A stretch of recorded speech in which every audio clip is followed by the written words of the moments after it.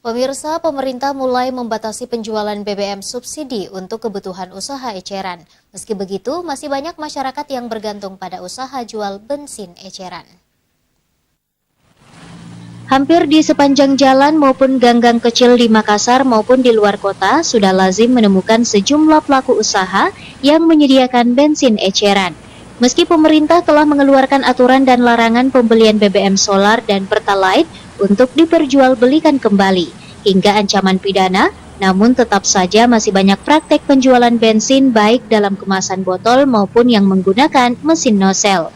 Seperti yang diungkapkan salah satu penjual bensin eceran, kebijakan pemerintah untuk melarang penjualan BBM eceran akan memberatkan masyarakat. Dirinya harus menjual bensin agar memperoleh keuntungan walaupun sedikit. Dirinya juga meminta kepada pemerintah untuk harusnya memberikan keringanan kepada masyarakat untuk bisa menjual eceran. Saya sih agak kurang setuju sih. Soalnya kita juga masyarakat berhak juga jualan agak ecer supaya ada untung dikit. Bagaimana kita melihat kebijakan pemerintah mengenai itu? Kalau menurut saya sih agak lebih diringankan juga lah untuk masyarakat juga. Ardi Jaho, Slebes TV.